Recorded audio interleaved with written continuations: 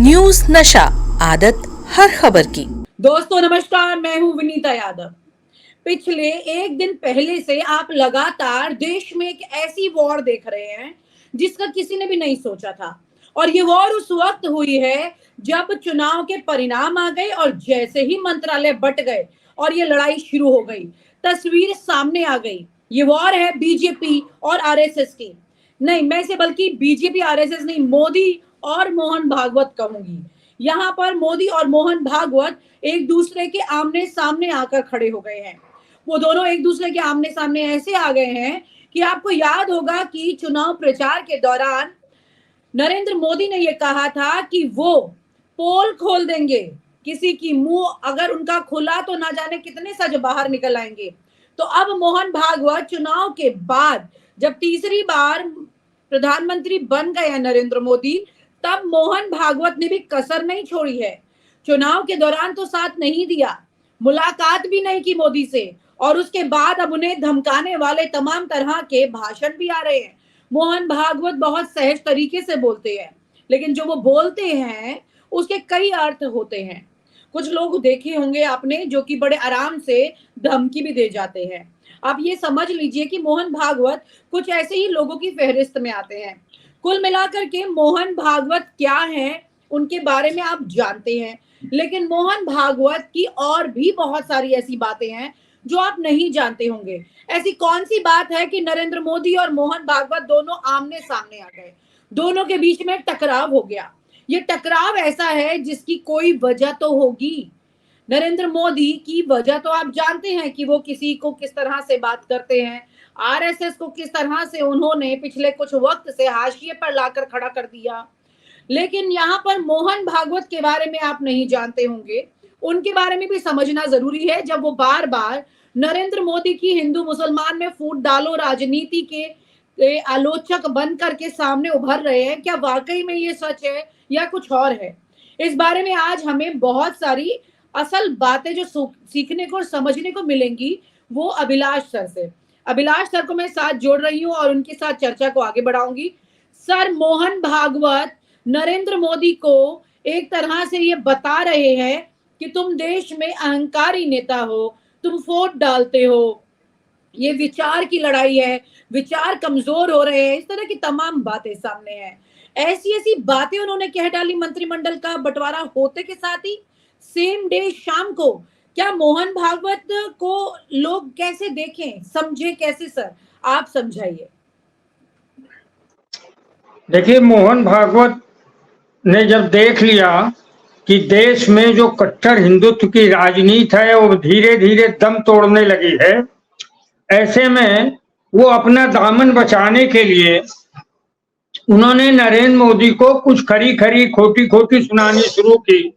और उस दिन सुनानी शुरू की जिस दिन मंत्रिमंडल का गठन होने वाला था, और शाम तक हुआ। उसके पहले नागपुर में उन्होंने अपने ऑफिस के अंदर बैठकर नरेंद्र मोदी को सुनाया। तो पहले हम ये खुश हो लें कि कम से कम नरेंद्र मोदी को सुनाया, लेकिन हमें मोहन भागवत जी से खाली ये जानना है कि आपको उनके अहंकार की याद 10 साल के बाद आई। आपको क्या वो हॉर्लिक्स लेना पड़ेगा या मेमोरी तेज करने के लिए वो पुरातन में हमारे गांव वगैरह में बादाम खाते हैं? तो क्या आपकी स्मृति इतनी क्षीण हो गई है मोहन भागवत जी कि आपको 10 साल बाद जब लंगड़ी सरकार का नेतृत्व तो नरेंद्र मोदी कर रहे हैं, उस समय आपको याद आया? क्या याद आया कि साहब ये अहंकारी आदमी है? वाह वाह वाह!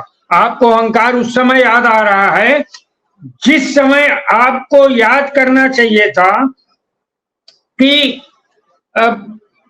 ये जो मोदी, मैं थोड़ा सा डिटेल में ले जाना चाहता हूं कि सुबह उठिए, मोहन भागवत के अभी अखबार आता है, मैं गया हूं आरएसएस के कार्यालय में, कि सुबह उठो तो अखबार के प्रथम पृष्ठ में नरेंद्र मोदी छपे होते हैं पूरे 4-5 लाख के विज्ञापन के साथ। तो जनता के जो टैक्स पेयर का पैसा है, और वो बच्चे, वो मजदूर जो 200 ग्राम तेल खरीदते हैं छोटी सी शीशी में और उस पे जीएसटी देते हैं, और हमारे सरकारी खजाने में वो जीएसटी जाता है। वो छोटे छोटे लोग, वो मजदूर और किसानों के पैसे से आप 5-6 लाख रुपए का विज्ञापन अखबार में छापते। तो मोहन भागवत जी, आप भी तो अखबार पढ़ते होंगे, जरूरी है पढ़ते होंगे, आपके यहाँ आते हैं सब अखबार, और कई के ही आते हैं, मराठी के आते हैं, हिंदी के आते हैं, इंग्लिश के आते हैं। तो आपने नहीं देखा कि सुबह जो है नरेंद्र मोदी का ही चेहरा अखबार में दिखाई पड़ रहा? इसको अहंकार आपको 10 साल के बाद दिखाई पड़ा?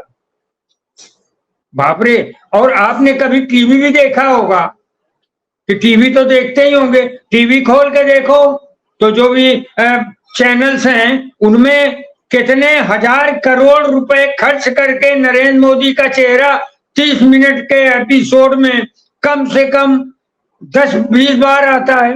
तो न्यूज में आप भी देखते होगे, या ये कह दो आप न्यूज नहीं देखते हो, तो हम मान लें कि भाई आपका सामाजिक संगठन भी नहीं है।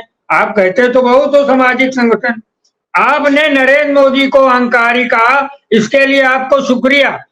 और ये कौन सा बड़ा काम किया आपने, वो तो हम भी कर रहे हैं पिछले 10 साल, उसके पहले से कर रहे हैं। हम तो आपको भी सूक्ष्म रूप से अहंकारी मानते हैं, क्योंकि आपने 10 साल नरेंद्र मोदी के अहंकार का पोषण किया।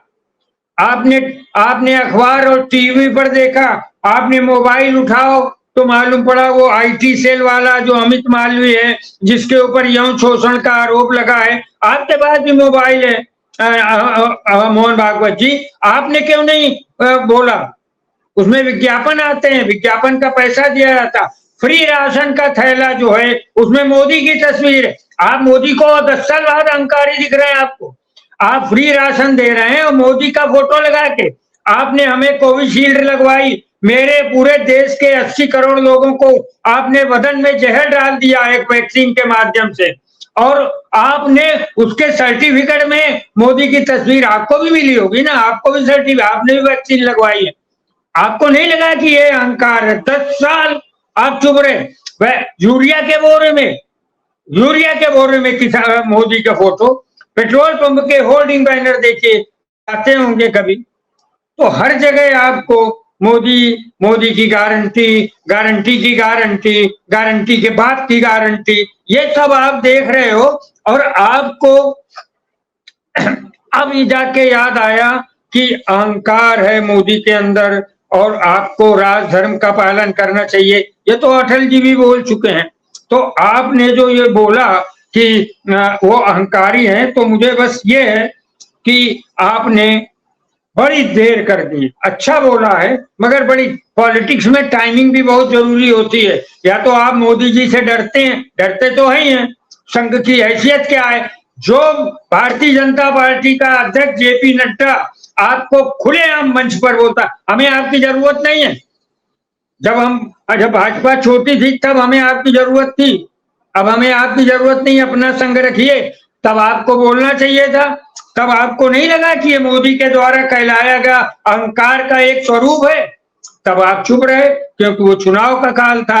अब लंगड़ी सरकार आई है और मोदी जी ने आपसे शायद सॉरी और बोला होगा, तो आप आके मोदी को बचा रहे हो, आप कवर अप दे रहे हो आप मोदी को कि अहंकारी है तो छोड़ो, सरकार बना ली। और आपने ये भी कहा कि प्रचार में मर्यादा, विनीता जी इन्होंने बोला, मोहन भागवत ने, कि प्रचार में मर्यादा का इस्तेमाल नहीं किया।